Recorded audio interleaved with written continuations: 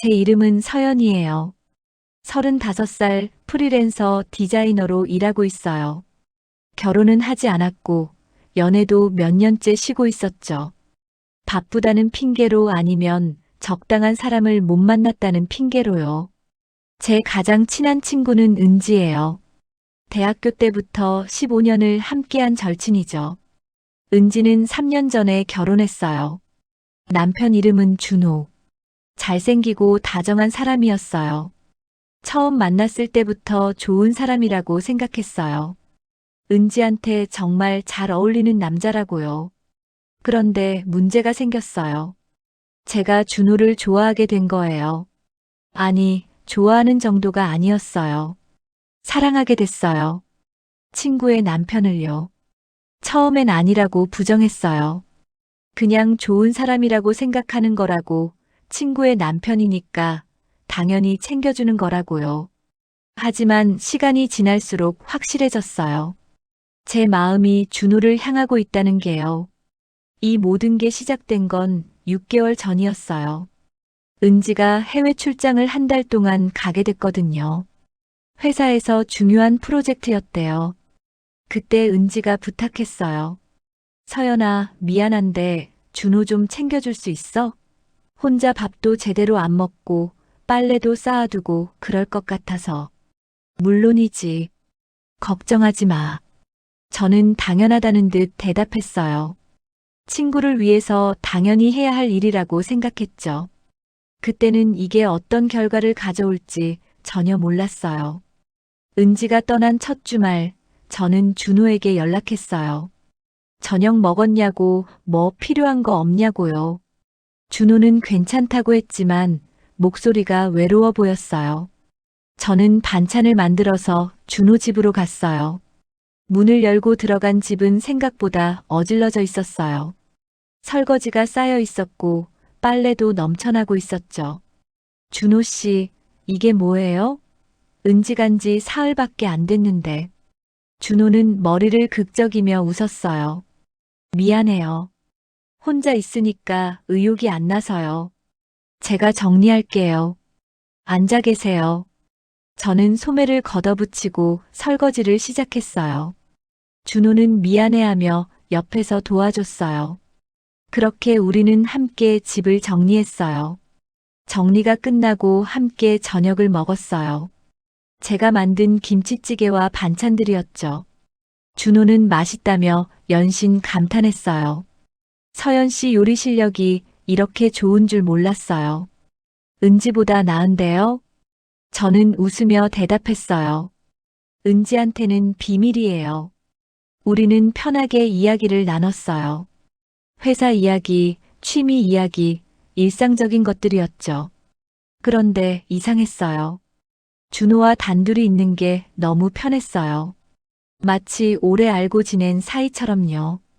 그날 이후로 저는 일주일에 두세 번씩 준호 집에 들렀어요. 반찬을 갖다 주고 같이 저녁을 먹고 이야기를 나눴어요. 때로는 영화를 보기도 하고 산책을 하기도 했죠. 어느 날 밤 우리는 거실에서 와인을 마시며 이야기하고 있었어요.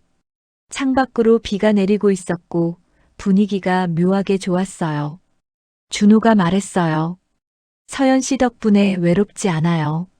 정말 고마워요. 저는 미소 지으며 대답했어요. 친구 남편 챙기는 게 당연하죠. 그런데 그 순간 우리 눈이 마주쳤어요. 몇 초였을까요? 아니면 몇 분이었을까요? 시간이 멈춘 것 같았어요. 준호가 먼저 시선을 돌렸어요. 어색한 침묵이 흘렀죠. 저는 급하게 자리에서 일어났어요. 늦었네요. 저 이만 갈게요. 아, 네. 조심히 가세요. 집으로 돌아오는 길, 제 심장은 미친 듯이 뛰고 있었어요. 손도 떨렸고요. 저는 알았어요. 제가 준호를 다르게 보기 시작했다는 걸요. 그 후로 저는 준호를 피하려고 했어요. 연락도 뜸해졌고 만나자는 말에도 핑계를 댔어요. 하지만 준호도 이상하다는 걸 눈치챈 것 같았어요. 어느 날 준호가 먼저 연락을 했어요. 서연 씨, 제가 뭘 잘못했나요? 요즘 연락이 없으셔서요. 저는 당황하며 대답했어요. 아니에요. 그냥 일이 바빠서요. 정말요? 그럼 한 번만 더 만날 수 있을까요? 은지가 이번 주에 돌아오거든요. 감사 인사라도 하고 싶어서요. 저는 거절할 수 없었어요. 결국 다음 날 저녁에 만나기로 했죠. 우리는 조용한 레스토랑에서 만났어요. 준호는 정장을 입고 있었고 평소보다 더 잘생겨 보였어요. 제 심장이 또 빠르게 뛰기 시작했어요. 식사를 하면서 준호가 말했어요. 한 달 동안 정말 고마웠어요. 서연 씨 아니었으면 정말 힘들었을 거예요. 아니에요. 제가 한 게 뭐 있다고요? 아니에요. 서연 씨 덕분에 외롭지 않았어요. 그리고 준호가 말을 멈췄어요. 뭔가 하고 싶은 말이 있는 것 같았지만 참는 것 같았어요. 그리고요? 아니에요. 아무것도 아니에요. 우리는 어색한 침묵 속에서 식사를 마쳤어요. 레스토랑을 나와 함께 걷고 있을 때였어요. 갑자기 비가 내리기 시작했어요. 우리는 급하게 근처 정류장으로 뛰어갔어요. 비를 피하며 서 있는데 준호가 저를 바라봤어요. 그의 눈빛이 평소와 달랐어요. 서연 씨, 네, 저 이상한 것 같아요. 뭐가요? 서연 씨를 자꾸 생각하게 돼요. 이러면 안 되는데. 그 고백에 제 마음이 무너졌어요. 저만 그런 게 아니었던 거예요. 준호도 저를 생각하고 있었던 거죠. 저는 떨리는 목소리로 말했어요. 저도요. 저도 준호 씨를 생각해요. 하지만 이러면 안 돼요. 은지는 제 친구예요. 알아요. 나도 알아요. 그래서 미치겠어요. 우리는 빗속에서 서로를 바라봤어요. 다가가고 싶었지만 다가갈 수 없었어요. 그 사이에 보이지 않는 벽이 있었으니까요. 은지라는 이름의 벽이요. 다음 날 은지가 돌아왔어요. 저는 공항에 마중을 나갔어요. 준호도 물론 함께였죠. 은지는 저를 보자마자 안겼어요. 서연아, 보고 싶었어. 나도 보고 싶었어. 준호 잘 챙겨줬지? 혼자 두면 엉망이 될 거 알았어. 당연하지. 걱정하지 마. 은지는 행복해 보였어요. 한 달 만에 보는 남편과 친구. 모든 게 제자리로 돌아온 것 같았죠. 하지만 제 마음은 그렇지 않았어요. 그 후로 한 달 동안 저는 은지와 준호를 피했어요. 만나자는 연락에도 바쁘다고 핑계를 댔고 모임도 빠졌어요. 은지는 이상하게 생각했지만 제가 정말 바쁜 줄 알았죠. 하지만 피할 수만은 없었어요. 은지의 생일이 다가왔거든요. 은지는 작은 파티를 열었고 저를 꼭 오라고 했어요. 거절할 수 없었어요. 파티 날 저는 마음을 단단히 먹고 은지 집으로 갔어요. 다른 친구들도 몇 명 있었고 준호도 물론 있었어요. 우리는 눈을 마주치지 않으려고 애썼어요. 파티는 즐겁게 진행됐어요. 은지는 정말 행복해 보였어요. 친구들과 웃고 떠들고 준호와 다정하게 스킨십하고요. 그 모습을 보는 게 너무 힘들었어요. 파티가 끝나고 친구들이 하나둘 떠났어요. 저도 가려고 했는데 은지가 붙잡았어요. 서연아, 잠깐만 있어. 할 얘기가 있어. 은지는 준호와 함께 소파에 앉으며 저를 앉혔어요. 그리고 웃으며 말했어요. 우리 임신했어. 순간 세상이 멈춘 것 같았어요. 은지는 행복하게 웃고 있었고 준호도 미소를 짓고 있었어요. 저는 겨우 말을 꺼냈어요. 정말 축하해. 고마워. 내가 제일 먼저 알려주고 싶었어. 우리 둘이 이렇게 된 거 다 내 덕분이기도 해. 무슨 소리야? 지난달 내가 출장 갔을 때 내가 준호 챙겨준 거. 준호가 그러던데 내 덕분에 가족의 소중함을 느꼈대. 그래서 우리 아이 갖자고 결심했대. 그 말에 제 가슴이 무너졌어요. 제가 돌본 그 시간들이, 제 마음이 흔들렸던 그 순간들이 이렇게 돌아오다니요. 저는 억지로 웃으며 축하한다고 했어요.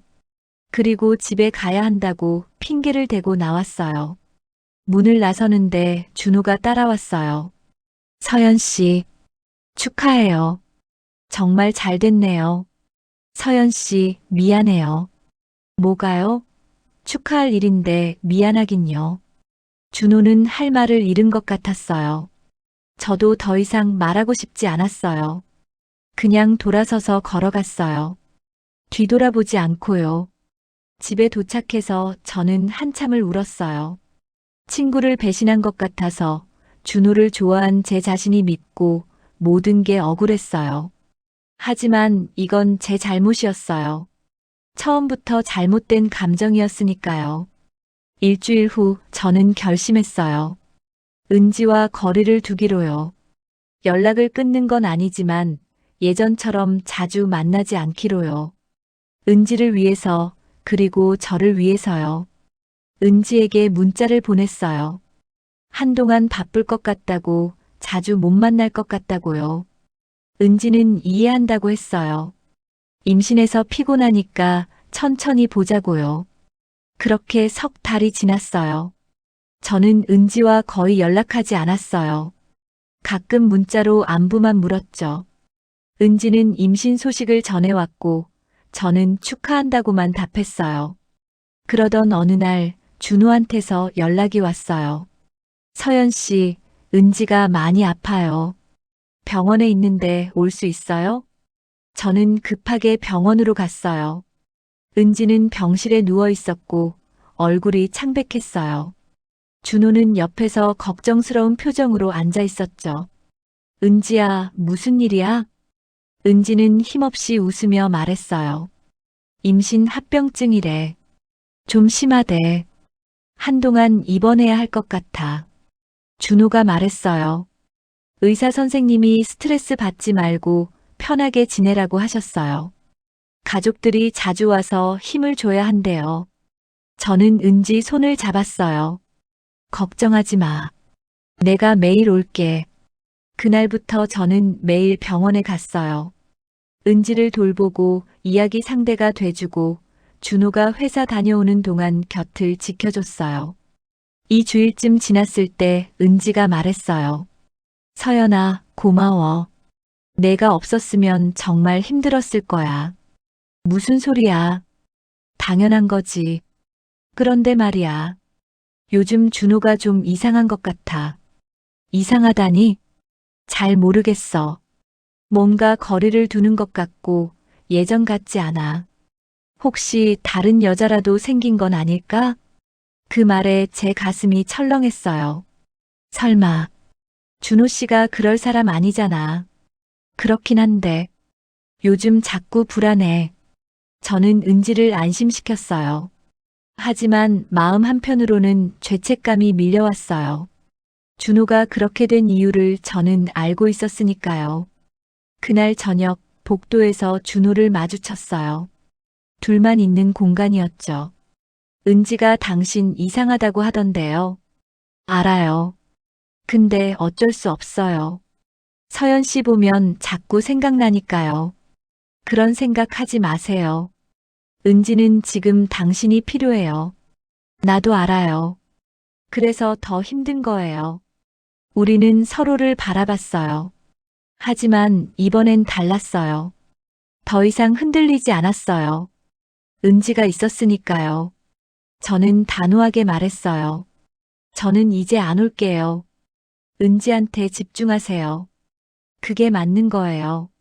서연 씨, 안녕히 계세요. 저는 돌아서서 병원을 나왔어요. 뒤돌아보지 않았어요. 이번엔 정말 끝이었어요. 한 달이 지났어요. 은지는 퇴원했고 건강을 회복했어요. 저는 연락하지 않았어요. 가끔 SNS로 은지의 근황을 봤을 뿐이에요. 어느 날 은지한테서 연락이 왔어요. 서연아, 우리 아기 태어났어. 사진과 함께 온 문자였어요. 작고 예쁜 아기였어요. 저는 축하한다고 답했어요. 근데 서연아, 왜 이렇게 연락 없어? 보고 싶어. 우리 집 한번 놀러와. 저는 한참을 고민했어요. 그리고 결심했어요. 이제 정말 친구로 돌아가야 한다고요. 일주일 후 저는 은지 집을 방문했어요. 문을 여는 순간 아기 울음소리가 들렸어요. 은지는 피곤해 보였지만 행복해 보였어요. 서연아, 은지가 저를 안았어요. 저도 은지를 꼭 안았어요. 준호도 거실에 있었어요.